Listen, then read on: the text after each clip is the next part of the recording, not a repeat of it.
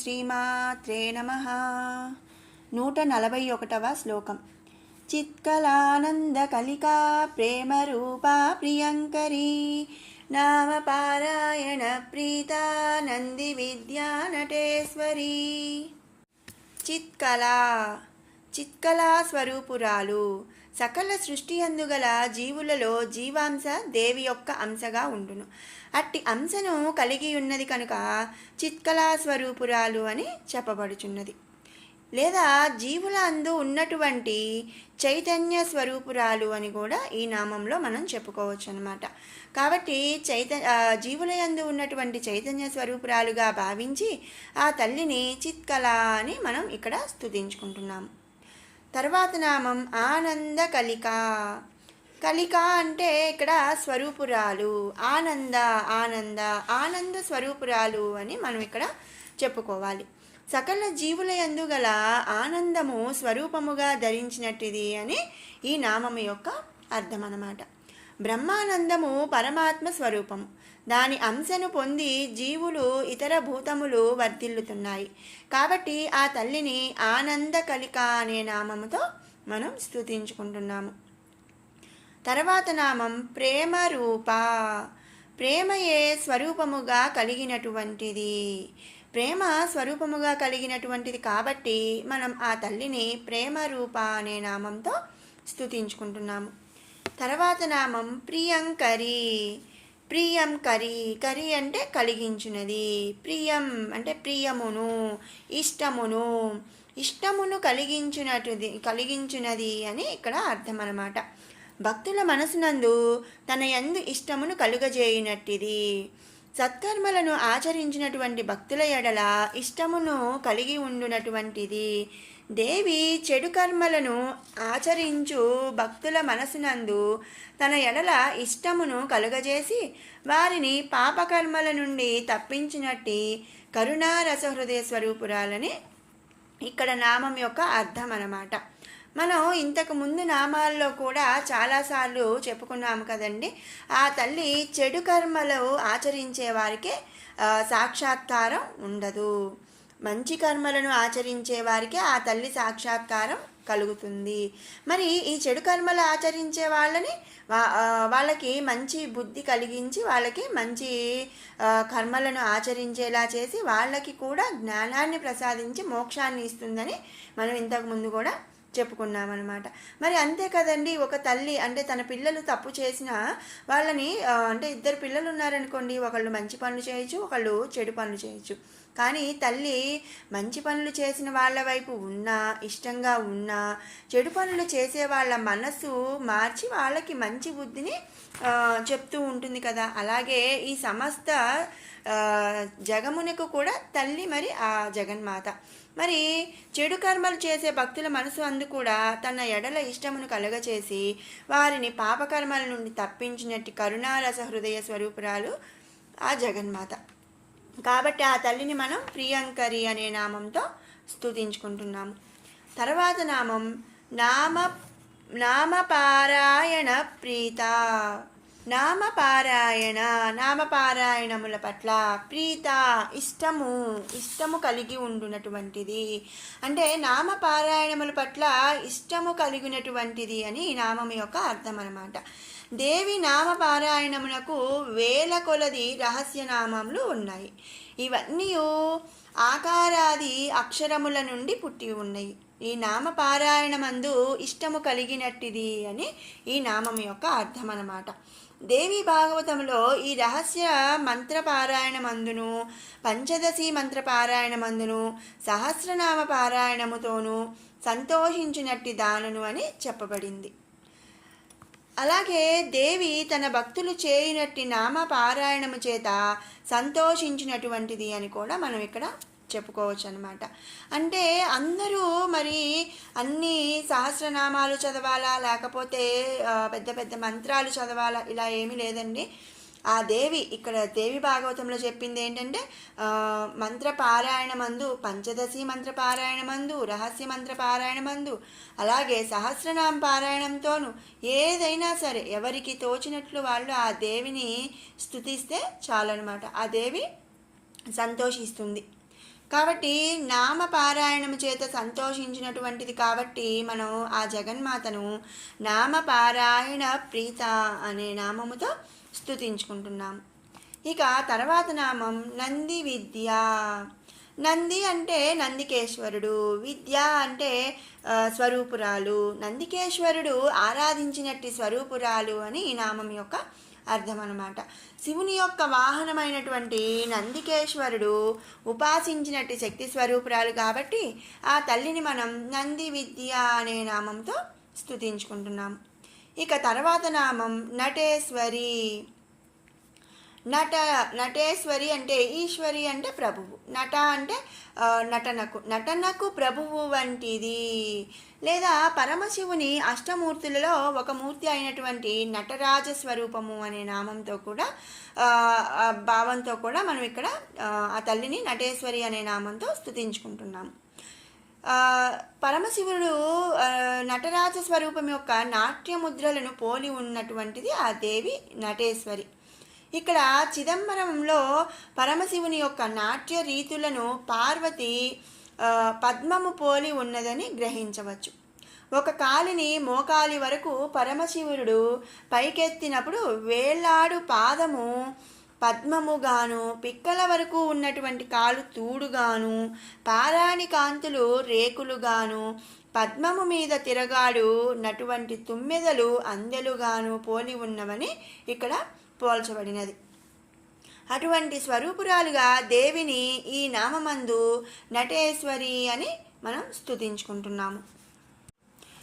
142వ శ్లోకం. మిథ్యా జగదధిష్టాన ముక్తిదా ముక్తిరూపిణి లాస్య ప్రియాలయకరీ లజ్జారంభాది వందిత.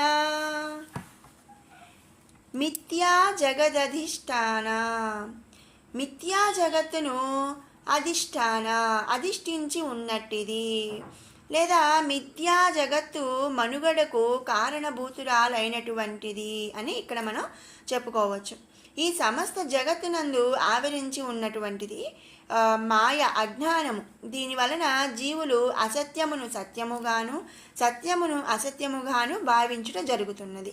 మరి మాయా ప్రభావము చేత ఉన్న దానిని లేనట్లుగా, లేని దానిని ఉన్నట్లుగా జీవుడు భ్రమకు లోనవుతున్నాడు. ఇటు మిథ్య అంటే ఇక్కడ మాయ. ఇటు మాయకు ఆధారభూతము పరమాత్మ స్వరూపము దేవి, పరమాత్మ స్వరూపురాలు కనుక మాయా జగత్తు అంతయు ఆమె చేతనే సృష్టించబడినటువంటిది.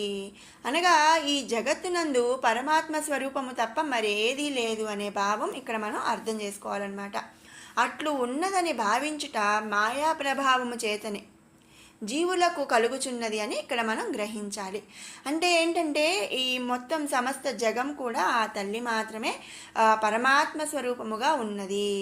మిగిలిన ఈ జగత్నంతా కూడా మాయా ప్రభావము చేత జీవులకు కలుగుతున్నది అని ఇక్కడ అర్థం అన్నమాట. కాబట్టి ఆ తల్లిని మనం మిథ్యా జగదధిష్టాన అనే నామంతో స్తుతించుకుంటున్నాము.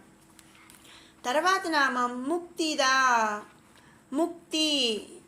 ముక్తిని మోక్షమును ఇచ్చునది, ముక్తిని అంటే మోక్షమును ఇచ్చునట్టిది అని ఈ నామము యొక్క అర్థం.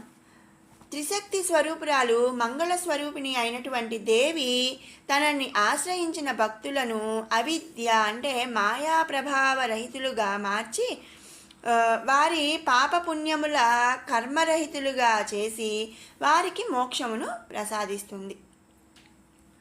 అంటే ఏంటంటే ఇక్కడ ఆల్రెడీ వాళ్ళు భక్తులు అనేవాళ్ళు, అంటే ఆ తల్లిని ఆశ్రయించిన భక్తులు మాయకు లోనై మాయా ప్రభావంతో ఉన్నారు. వాళ్ళని ఆ మాయా ప్రభావం నుంచి రహితులుగా అంటే దాని నుంచి బయటికి తీసుకొస్తుంది. ఆ తర్వాత వాళ్ళ పాపపుణ్యముల కర్మరహితులుగా చేస్తుంది. అంటే పాపం పుణ్యం ఏమి అంటే అవి రెండు లెక్క చేసి అంటే ఉంటుంది కదండి, ఆ పాప పుణ్యముల కర్మరహితులుగా చేస్తుంది. అప్పుడు వాళ్ళకి మోక్షాన్ని ప్రసాదిస్తుంది అనమాట. జగన్మాత అయినట్టి దేవిని ఆరాధించే వారికి ఇహమునందు సౌఖ్యము కలుగుటయే కాక పరమునందు బ్రహ్మానందము కూడా వశమగుట సాధ్యమవుతుంది. కాబట్టి అలా ముక్తిని ఇచ్చు ఇచ్చినట్టుది కాబట్టి ఆ జగన్మాతను మనం ముక్తియద అని స్తుతించుకుంటున్నాము. తర్వాత నామం ముక్తి రూపిణి. రూపిణి అంటే స్వరూపము, ముక్తి అంటే మోక్షము. ముక్తి స్వరూపముగా కలిగినటువంటిది, మోక్షము స్వరూపముగా కలిగినటువంటిది అని ఇక్కడ మనం చెప్పుకోవచ్చు అనమాట. ఇక్కడ మోక్షం అంటే కేవలం అజ్ఞానము నశించుటే అన్న భావనకు లోనగుట సరైనది కాదనమాట. ఆత్మజ్ఞానమును పొందుటయే మోక్షం. అంటే మనం అజ్ఞానం లేకపోతే సరిపోతుంది అనే భావన కాదు, ఆత్మజ్ఞానాన్ని కూడా మనం పొందాలన్నమాట. అప్పుడే మోక్షం అనేది మనకి కలుగుతుంది. మరి మోక్షం అనున్నది ఒక కార్యం కాదు, అంటే ఒక పని కాదు, ద్రవ్యము కాదు, గుణము కర్మలు కూడా మోక్షమునకు ఉపకరించవు. కనుక మోక్షం అనున్నది కేవలం ఆత్మానుభూతియే అని ఇక్కడ మనం అర్థం చేసుకోవాలి.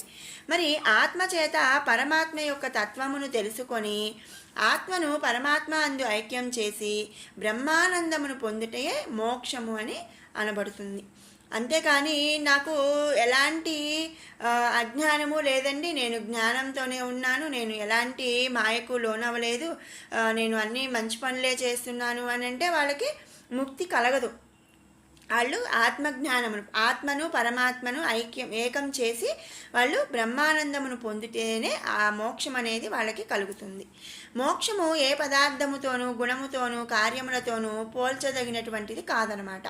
అటువంటి కైవల్య మోక్ష స్వరూపమును దేవి కలిగి ఉన్నది కాబట్టి ఆ తల్లిని మనం ముక్తి రూపిణి అనే నామంతో ఇక్కడ స్తుతించుకుంటున్నాము. ఇక తర్వాత నామం లాస్య ప్రియ. లాస్య అంటే లాస్యము అంటే నాట్యము, ప్రియ అంటే ఇష్టమును కలిగి ఉండటం. నాట్యమునందు ఇష్టమును కలిగినటువంటిది అని ఇక్కడ అర్థం అన్నమాట. ఇక్కడ దేవి శివతత్వమును కలిగినటువంటిది కాబట్టి శివుని యొక్క అష్టమూర్తులలో నటరాజ స్వరూపము కూడా ఒకటి కాబట్టి దేవి నాట్యమునందు ఆసక్తి ఇష్టమును కలిగినటువంటిది అని ఇక్కడ మనం ఈ నామంలో చెప్పుకుంటున్నాము. అలా నాట్యమునందు ఇష్టము కలిగినటువంటిది కాబట్టి ఆ జగన్మాతను మనం లాస్యప్రియ అనే నామముతో స్తుతించుకుంటున్నాము. తర్వాత నామం లయకరి. లయ కరి అంటే లయింప చేయునటువంటిది.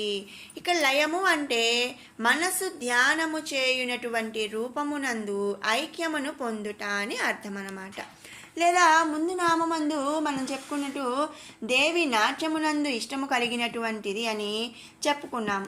దానివలన సంగీత నృత్య విన్యాస సమయములనందు విద్వాంసులు సంగీతమునకు నృత్యమునకు గల సామ్యమును తాళము అంటే చేతి వేళ్ల ద్వారా కొలుస్తుంటారు, అంటే వేస్తుంటారు కదా, దాన్ని తెలుసుకుందురు, దాని తాళము వేసి తెలుసుకుందురు. దీనినే లయ అంటారు. అంటే మనం మామూలుగా చెప్తూ ఉంటాం కదండి, శృతి లయ ఇట్లా చెప్తూ ఉంటాం కదా, తాళము శృతి లయ అని. అంటే నాట్యముకి ఇక్కడ పాడే పాటకి లయ అంటే తాళం వేస్తూ ఉంటారు చేత్తో, చేతి మీద చేత్తో కొడుతూ ఉంటారు కదా, అవి సమంగా సామ్యమును తెలుసుకొని మనం ఎట్లా అంటే నాట్యం చేస్తూ ఉంటారనమాట. దీన్ని లయ అంటారు. దాని అందు అంతర్యముగా ఉండునటువంటి స్వరూపురాలు అని కూడా మనం ఇక్కడ అర్థం చేసుకోవచ్చు. అంటే ఆ లయలో అంతర్యముగా ఆ దేవి ఉంది అని అర్థం అనమాట. కాబట్టి ఆ తల్లిని లయ అనే నామంతో మనం స్తుతించుకుంటున్నాము. ఇక తర్వాత నామం లజ్జ. లజ్జ అంటే సిగ్గు, బిడియం. సిగ్గు బిడియం స్వరూపురాలని మనం ఇక్కడ ఆ తల్లిని చెప్పుకుంటున్నాము. మరి జగత్తునందు గల సకల ప్రాణకోటి బుద్ధి అందు ఉండునట్టి లజ్జా స్వరూపురాలు ఆ దేవి. దేవియే జీవులందు సిగ్గు బిడియం వంటివి కలిగించుచున్నది అని ఇక్కడ మనం అర్థం చేసుకోవాలి. అంటే మనం ఇంత ముందు కూడా చెప్పుకున్నాం కదండి, ఆ తల్లి ఆ జీవులందరికీ ప్రతి ఒక్క గుణమును ప్రతి ఒక్క కర్మ క్రియ అన్నీ కూడా ఆ తల్లే ఇస్తుంది, కలిగిస్తుంది అని మనం చెప్పుకున్నాం. అలాగే ఇంతకు ముందు నామంలో మోహాన్ని కలిగిస్తుంది. ఆ మోహం అనే మాయ అనే ప్రభావం అంటే ఆ మోహం అనే దాన్ని కూడా ఆ తల్లే కలిగిస్తుంది. అని మనం ఇంత ముందు నామాల్లో కూడా చాలాసార్లు చెప్పుకున్నాము. ప్రతి ఫీలింగ్ కూడా ఆ తల్లే ఆ జీవులందరికీ కూడా కలిగిస్తుందని మనం ఇక్కడ అర్థం చేసుకోవాలి.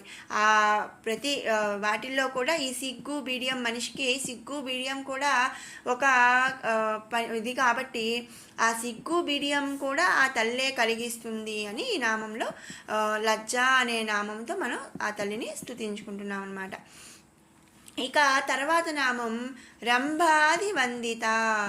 రంభ రంభ వందిత అంటే ఇంకా చాలామంది రంభ, ఊర్వశి, మేనక వంటి వందిత అప్సరసల స్త్రీల చేత నమస్కరింపబడుతుంది. వందిత అంటే నమస్కరింపబడినటువంటి. రంభ, ఊర్వశి, మేనక వంటి మున్నగు అప్సరస స్త్రీల చేత కూడా ఆ తల్లి నమస్కరింపబడినటువంటి శక్తి స్వరూపురాలు అని ఈ నామం యొక్క అర్థం అన్నమాట. కాబట్టి ఆ తల్లిని మనం రంభాది వందిత అనే నామంతో ఇక్కడ స్తుతించుకుంటున్నాము. మరి విన్నారు కదండి 141, 142 శ్లోకాల యొక్క వివరణ. ఇప్పుడు 139 నుంచి 142 శ్లోకాల వరకు కూడా 2 సార్లు పారాయణ చేసుకుందాము.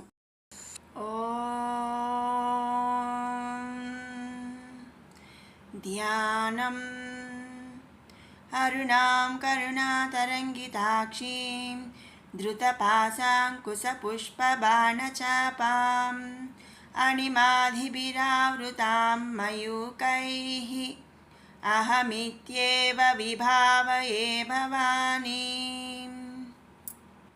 ధ్యాయేత్ పద్మాసనస్థాం వికసితవదనాం పద్మపత్రాయతాక్షీం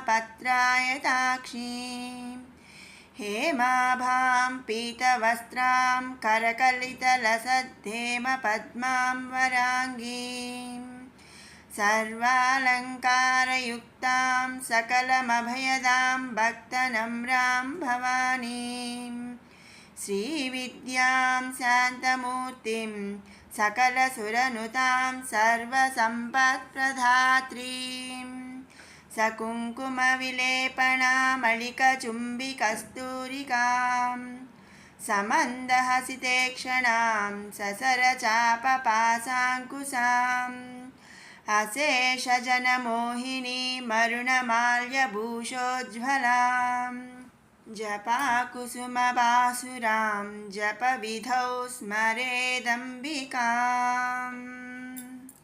కులోత్తీర్ణా భగారాధ్యా మాయా మధుమతీమహీ గణాంబా గుహ్యకారాధ్యా కోమలాంగీ గురుప్రియా స్వతంత్రా సర్వతంత్రేసి దక్షిణామూర్తిరూపిణి సనకాది సమారాధ్యా శివజ్ఞానప్రదాయిని చిత్కలానందకలికా ప్రేమరూపా ప్రియంకరీ నామపారాయణ ప్రీతా నంది విద్యా నటేశ్వరీ మిథ్యా జగదధిష్టానా ముక్తిదా ముక్తిరూపిణి లాస్య ప్రియాలయకరీ లజ్జారంభాది వందిత. మరొక మారు పారాయణ చేసుకుందాము.